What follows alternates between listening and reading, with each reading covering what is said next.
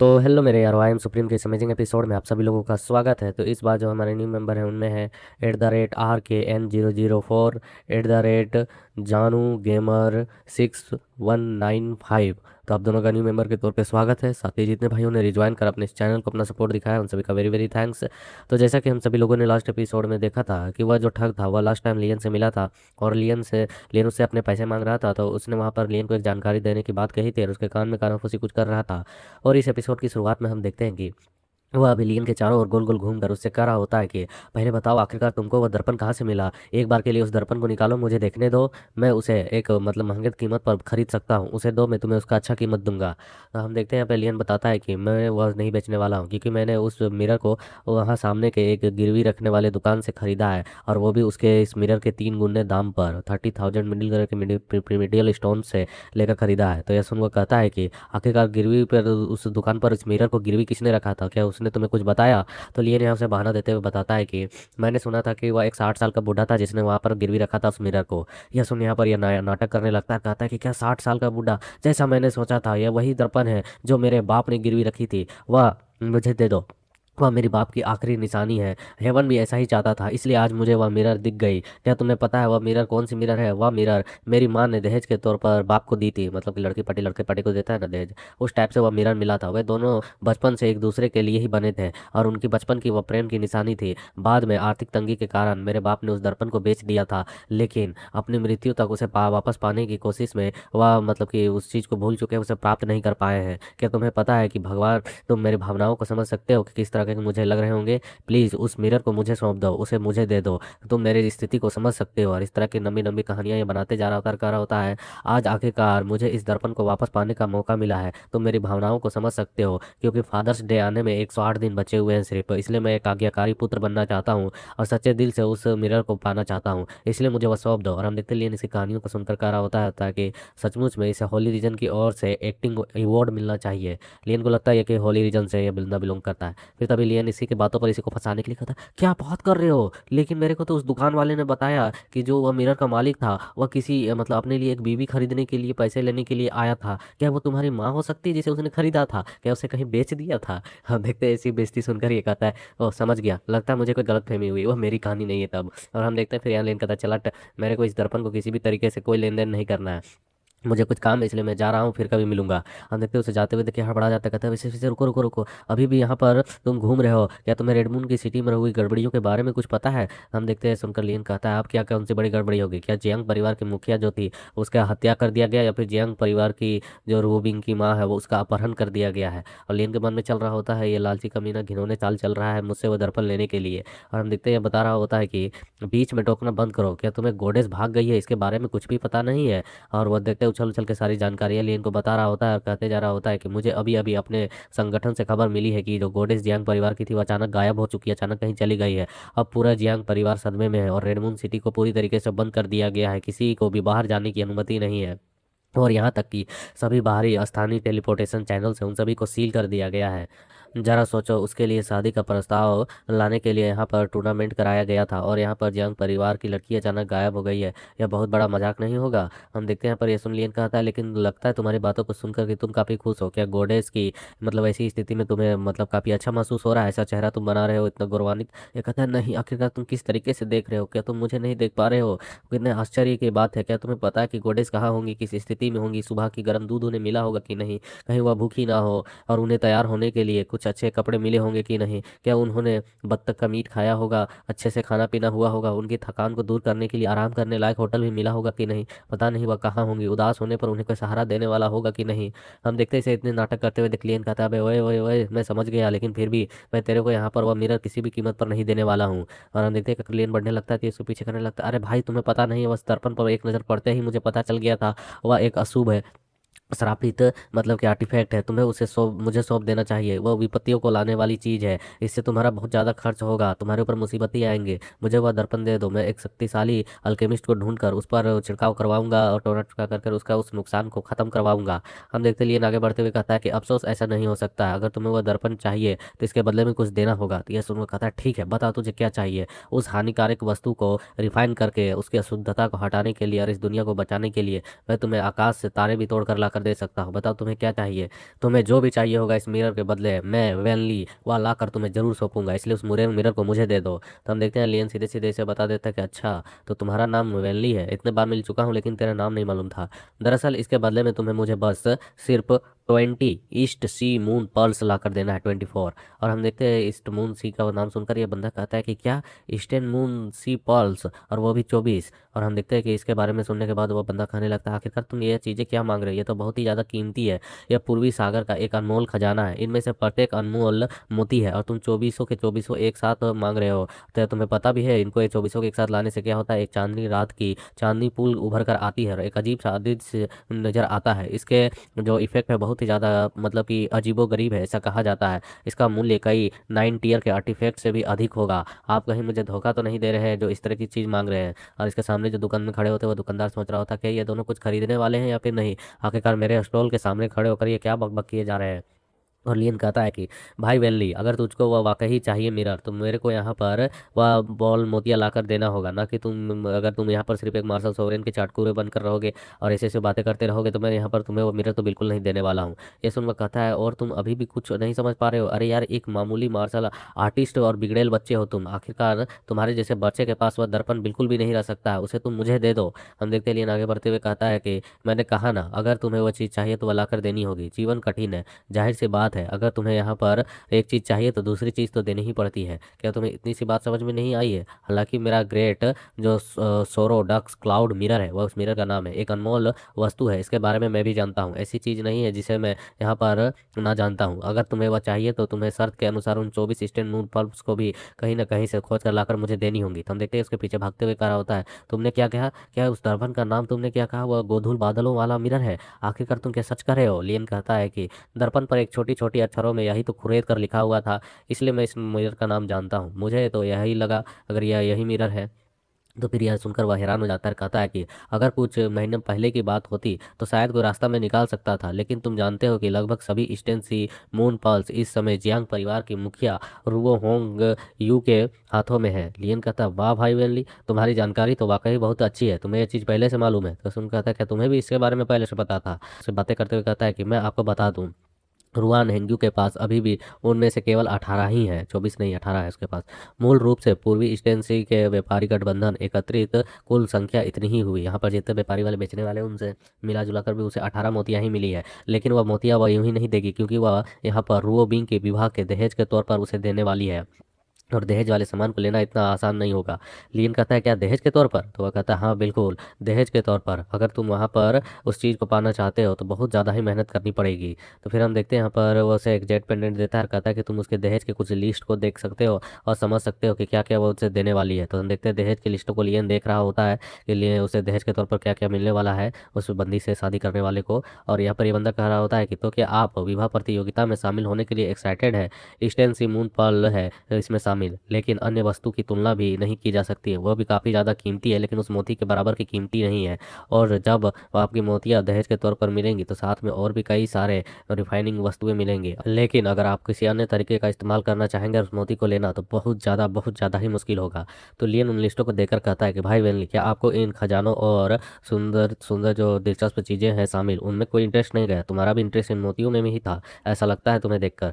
यह सुनकर वह कहता है कि रुचि होना तो एक बात की बात है, लेकिन आपको भी ताकत की ज़रूरत होगी। वे पूर्वी 7 सितारे वाले जो लड़के हैं, मतलब कि जो यहाँ पर पार्टिसिपेट लेने वाले शादी के लिए, उनमें जो ईस्टर्न 7 स्टार्स है और वेस्टर्न के 5 इलाइट है, नॉर्थर्न के 4 प्रोटेजिस्ट हैं, टैलेंटेड बंदे, वह सभी मिलकर यहाँ पर क्रश कर देंगे जो भी उन पार्टिसिपेट करेंगे उस शादी वाले में। तो हम देखते हैं लियन कहता तो क्या यह बनावटी बातें आपको शोभा देती है?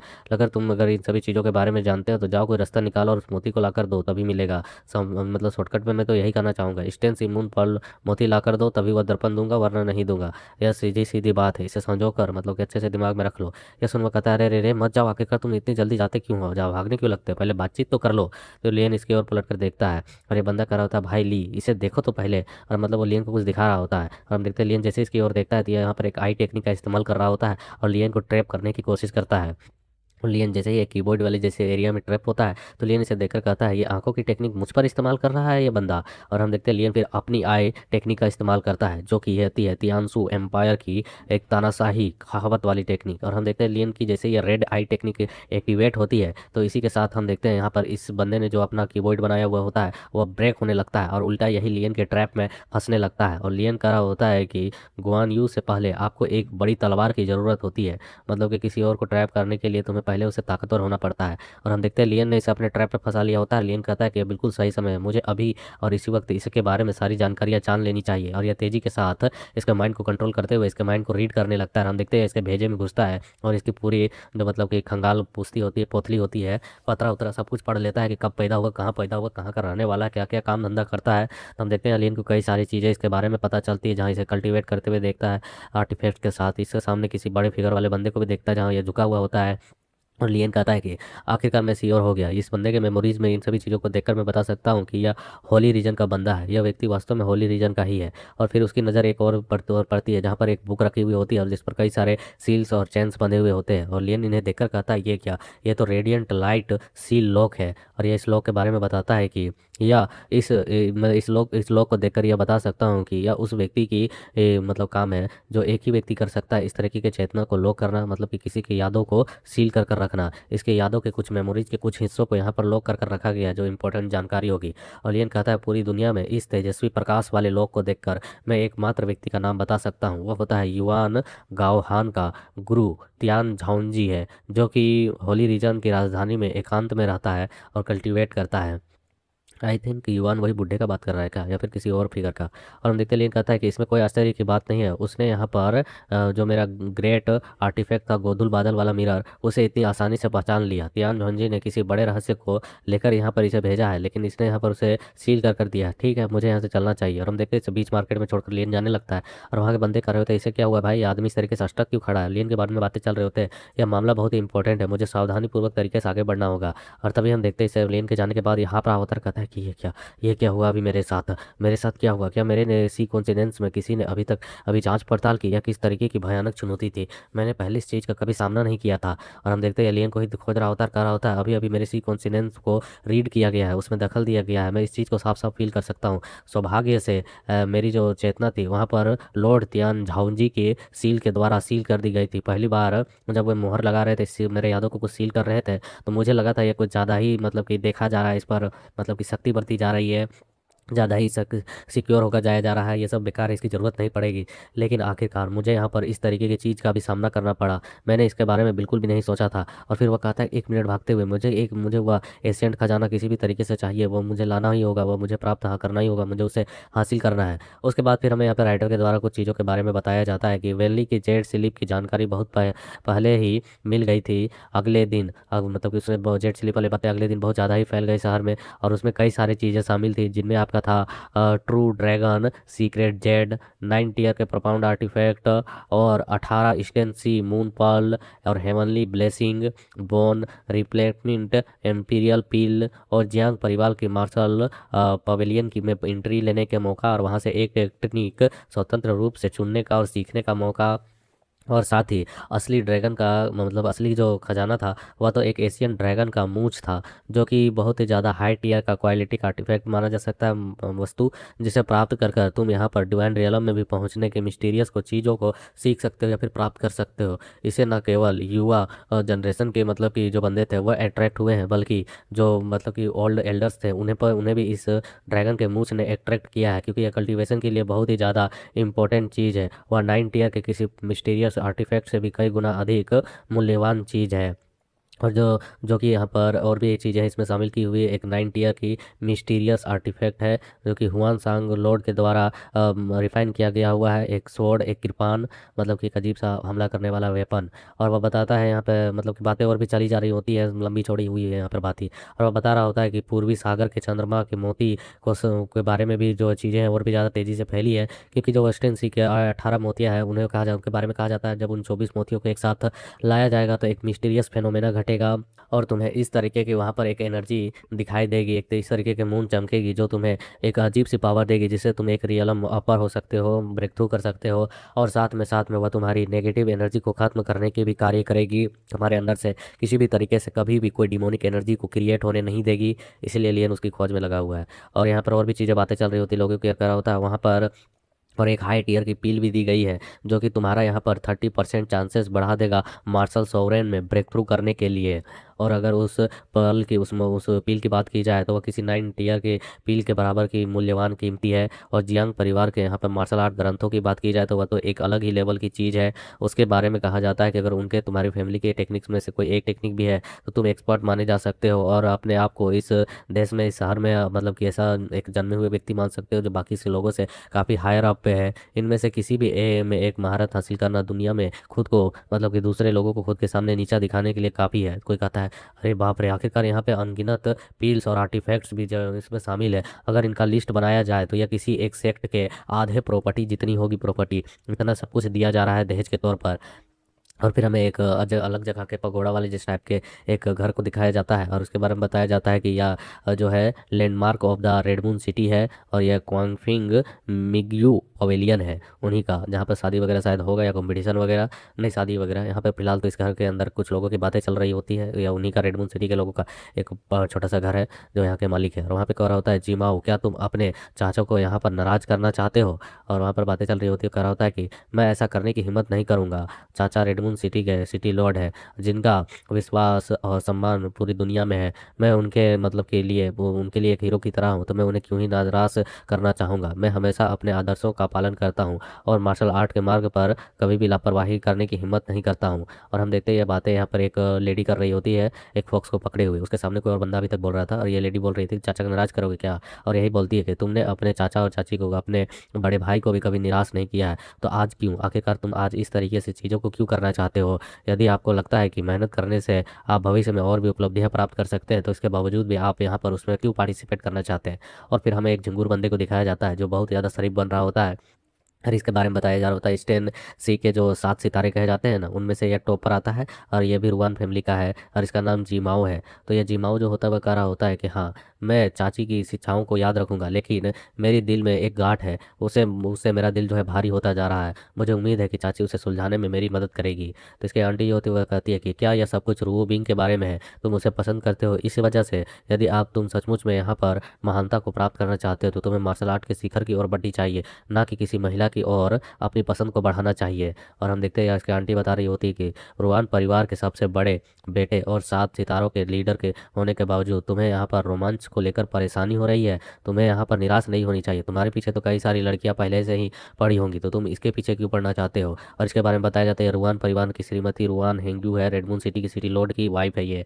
और हम देखते हैं यहाँ पर ये बंदा कहने लगता है कि जिमाओ ऐसा करने की हिम्मत नहीं करेगा, लेकिन क्या मार्शल आर्ट के शिखर को प्राप्त करने के लिए और उस उद्देश्य को मतलब कि स्वतंत्र रूप से जीने के बावजूद भी मैं इस चीज़ को कह पाऊंगा कि मैंने अपनी प्रेमिका को ही अपने हाथों से खोना दिया? मैं आखिरकार इस दुनिया पे क्या है और किस तरीके से राज करूंगा अगर मैं अपनी पसंद की लड़की को ही नहीं चूज कर पाता हूँ? तो इनका जो सेक्ट होता है भाई, इनमें कई सारे मतलब कि चलते ब्रांच वगैरह, और इसमें यह बेटा कोई मुंह बोला चचेरा वगैरह इस टाइप से कुछ है लड़ा लौंडा, और यह यहीं पर अपनी चचेरी बहन से शादी करना चाहता है, हम लोग के लिए लगता है। लेकिन इसके लिए तो वो उस टाइप का सेक्ट वाला है सीन जहाँ पर ये लोग ब्लड रिलेटेड नहीं है, ठीक है। और यहाँ पर यह बंदी जो होती है, जो सिटी लॉर्ड की वाइफ होती है, वह कह रही होती है कि रूओ बिंग की शादी का उद्देश्य रेडमून सिटी को लाभ पहुंचाने के लिए है और हमें एक गठबंधन की आवश्यकता है जो कि आउटर लोगों के साथ जुड़कर ही मिलेगी। अगर अपने ही मतलब से किसी बंदे से उसकी शादी हो जाती है तो यह सभी चीज़ों की बस बर्बादी होगी। वह गठबंधन केवल रेडमून सिटी की स्थिति को ही नहीं बल्कि और भी ताकतों को बढ़ाने में मदद करेगी। यह सुनिए, बंदा कहता है कि यदि आप मुझे रूओ बिंग की अनुमति देते हैं, मतलब उसे सौंप देते हैं, तो मैं 50 वर्षों के भीतर मार्शल आर्ट के पीक पर पहुंच जाऊंगा।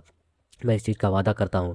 मैं रेडमून सिटी के और रेडमून सिटी को होली डोमेन में बना दूंगा, उसमें शामिल कर दूंगा और मतलब कि इसका नेतृत्व करने की दिशा की ओर ले जाऊंगा। मतलब इसके इतने बड़े बड़े सपनों को देखकर आंटी भी इसे एक बार तिरछी नज़र से देखती है और हम देखते हैं यहाँ पर ये आंटी से ज्ञान देते हुए कहती है कि हम रुआन परिवार के सदस्यों को ऐसी महत्वाकांक्षाएं रखनी चाहिए कि हम लोग ऐसा कर सकते हैं, लेकिन रूओ बिंग तुमसे शादी नहीं कर सकती है। यह तुम्हारे चाचा का फैसला है और मैं इस पर सवाल नहीं उठा सकती हूँ। इसके अलावा रेडमून सिटी या पूरे कॉन्टिनेंट में कोई भी महिला अगर तुम्हें पसंद हो तो तुम मुझे बता सकते हो, मैं उसे लाकर तुम्हें सौंप सकती हूँ। मैं यह नहीं मान सकती कि यहाँ पर रोबिंग की शादी तुमसे हो, और ना ही तुम उस टूर्नामेंट में कोई इस मतलब कि पार्टिसिपेट करो और अपनी ताकत को साबित करो। यह सब कुछ सिर्फ तथाकथित होगी, अगर तुम वहाँ जीत भी जाते तो मजाक होगा। इसलिए पर्सनली तौर पर सच्ची कहूँ तो तुम्हें बस अपनी ट्रू कल्टीवेशन की बात पर ध्यान देनी चाहिए, ना कि इन सब चीज़ों पर। उसके बाद हम देखते हैं कि उसकी जो आंट होती है वह सामने समुद्र की ओर देखते हुए कहते हैं कि आप भी गलत नहीं है, मैं आपके विचारों को समझ सकती हूँ, लेकिन इतिहास में अकेला कोई है जो ऐसा दुनिया पर राज कर सके। ऐसे दुर्लभ लोग बहुत ही रेयर ही पैदा होते हैं। ऐसे स्तर पर जो तुम्हारी महत्वाकांक्षाएं इच्छाएं हैं और जो तुम्हारी रणनीतियां हैं, वह इस तरीके के गठबंधन को कभी नहीं चला सकती है। यहाँ पर गठबंधन की नींव को रखने के लिए और इसके विरासत को बनाए रखने के लिए दीर्घकाल तक कई तरह के कार्य करने पड़ते हैं, जिनके बारे में तुमने कभी सोचा भी नहीं होगा। एक समय था जब हमारे रुआन फैमिली पर बहुत बड़ी विपत्ति आई थी और हमारी ताकत एकदम से खत्म हो चुकी थी। तो उस समय पर हमारा जो साथ देने के लिए आए थे वह यही गठबंधन थे, जिन्होंने हमारे साथ आउटर वर्ल्ड में मतलब कि अदर स्टेट में, अदर कंट्रीज में जो रिलेशनशिप बनाए थे, उनकी शक्तियों के बदौलत ही हम वापस से खुद को ग्रो कर पाए हैं, वरना हम इतिहास के धूल में ही कब के मिल चुके होते। एक लीडर के तौर पर तुम्हें यहाँ सीखने के लिए बहुत सी चीज़ें हैं जो तुम अभी नहीं जानते हो। हम देखते इन बातों को सुनकर वह बंदा कहता है कि मैं आपकी शिक्षाओं को याद रखूंगा, लेकिन आंटी मैं कहना चाहता हूँ कि मैं रूबिंग के बारे में लेकर काफ़ी ज़्यादा सीरियस हूँ। मैं इस दुनिया में, इस टूर्नामेंट में जो हो रहे हैं और इस दुनिया में चारों तरफ से आ रहे हैं जो इतने भी हीरोज़ हैं, जितने भी कल्टिवेटर्स हैं, उन सभी से मैं मुकाबला करना चाहता हूँ। आशा करता हूँ कि आप मेरी इच्छाओं को समझ पा रहे होंगे और मुझे एक दूसरा मौका जरूर देंगे। अंत तक मेरी इस रिक्वेस्ट को प्लीज़ पूरा करें। मैं किसी भी तरीके से उनसे लड़कर काफ़ी कुछ चीज़ों को सीखना चाहती हूँ। यह सुन उसके आंटी कहती है, तुम नहीं मानोगे। और फिर वह उससे बताती है कि फाइन, ठीक है, हमारा रुआन परिवार कई सालों से पतन की ओर बढ़ रहा है और तुम्हारे जैसे एक रेयर टैलेंटेड बंदे को खोना नहीं चाहते हैं, और हमारे रुआन परिवार का भविष्य आप पर ही टिका हुआ है। मैं आपके अंकल से बात करूंगी और एक बार ट्राई करूंगी कि वह तुम्हें इस चीज़ में पार्टिसिपेट करने दे। हालांकि मैं बता दूं कि मेरी इच्छाओं के अनुसार सारी चीज़ें नहीं होती है, क्योंकि यहाँ पर रो बिंग जो है वह मेरी बायोलॉजिकल डॉटर नहीं है, मतलब कि उसकी सौतेली माँ है। और वह कह रही होती है कि इस मामले को लेकर मैं सिर्फ वहाँ पर अपने तुम्हारे अंकल को राय दे सकती हूँ, और यह सुनिश्चित करने की कोशिश करूंगी कि तुम उस चीज़ में पार्टिसिपेट ले सको। फिलहाल के लिए रोविंग का जो व्यवहार है वह बहुत ही ज़्यादा अजीब है। ऐसे समय में घर से भाग जाना यह बहुत ही ज़्यादा गुस्सा दिलाने वाला है। हम देखते हैं सुनकर वह बंदा कर रहा होता है, थैंक्स आंटी कि आपने यहाँ पर मेरी बात को माना। और वो बिंग के बारे में आप ज़्यादा ना सोचे, वह उसके स्वभाव को लेकर मतलब कि वह शुरू से ही चंचल रही है, थोड़ी सी बदमाश टाइप में, तो इस वजह से वह इधर उधर घूम रही होगी। लेकिन वह रेडमून सिटी को छोड़कर कहीं नहीं जा सकती है। सब कुछ आपके कंट्रोल में ही है, क्योंकि पूरी तरह से रेडमून सिटी को तो लॉक कर रख दिया गया है। फिर हम देखते हैं कि उसकी आंटी फिर से इस बंदे से कहती है कि मैं थोड़ा आराम करने देना चाहती हूँ उसे। आखिरकार जीवन की इतने बड़ी घटना को लेकर वह भी काफ़ी ज़्यादा तनावपूर्ण महसूस कर रही होगी।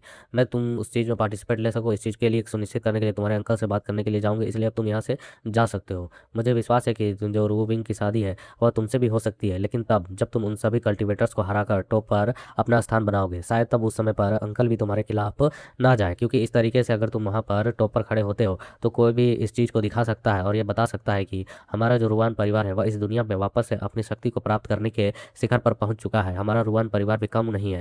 ये बातें सुनकर वह बंदा उसे ग्रीट करते हुए कह रहा होता है कि आप निश्चिंत रहें आंटी, मैं इस चीज़ को बिल्कुल सुनिश्चित करूंगा कि वहाँ पर मैं ही जीतूं। मैं कभी भी आपको निराश नहीं होने दूंगा। आप जानती हैं कि एशियन काल से बादलें हमेशा बनती है, बिगड़ती है और नई तरीके से उत्पन्न होती है। उसी तरीके से हमारा परिवार भी नई तरीके से मतलब कि पीढ़ी पर चढ़ेगा और नई ऊंचाइयों को छुएगा। उसके बाद फिर हम देखते हैं कि हमारा थोड़ा सा समय बीतता है, हमें किसी अजीब से एरिया का जगह का सीन दिखाया जाता है, जहाँ पर एक बंदे को हम चलते हुए उस घर के अंदर जाते हुए देख रहे होते हैं। और वहाँ आवाजें आ रही होती है कि तुम देहाती लोग आखिरकार इस तरीके से सपना देखना कब बंद करोगे, तुम लोगों को कुछ भी मालूम नहीं है। और एक बंदा टेबल पर खटखटाते हुए कह रहा होता है कि मैंने जो ताज़ा ताज़ा खबर सुनी है उसके अनुसार तुम्हें पता भी है गॉडेस की लाइफ किस तरीके की है, तुम लोगों की समझ से बिल्कुल अलग। जो मिस जियांग है वह यहाँ पर मतलब कि हर रात को अपने सिर्फ पैरों को धोने के लिए दो तरीके के कुंडों का इस्तेमाल करती है, एक बाएं पैर के लिए, एक दाहिने पैर के लिए। क्या तुम उनके मतलब कि लाइफ स्टाइल के बारे में कुछ भी जानते हो? और हम तभी देखते हैं वह बंदा भी देखता है, हमें नोटिस करता है कि यह बंदा अंदर आया है, और ये वही बंदा है जिस पर लियन ने यहाँ पर एक सील लगा दिया था जुकिंग पर।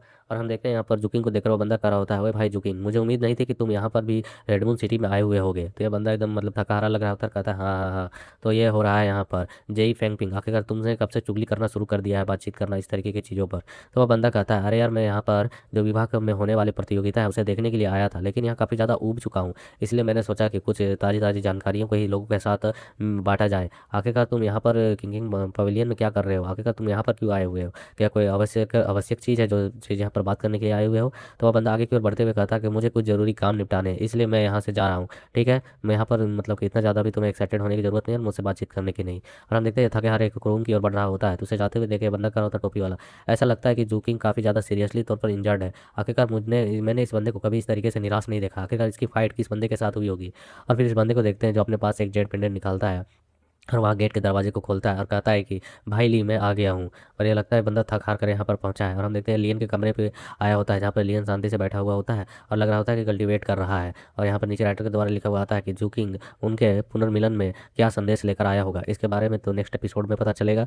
तब तक के लिए थोड़ा सा वेट करो, लाइक करो, शेयर करो, सब्सक्राइब करो एंड सपोर्ट।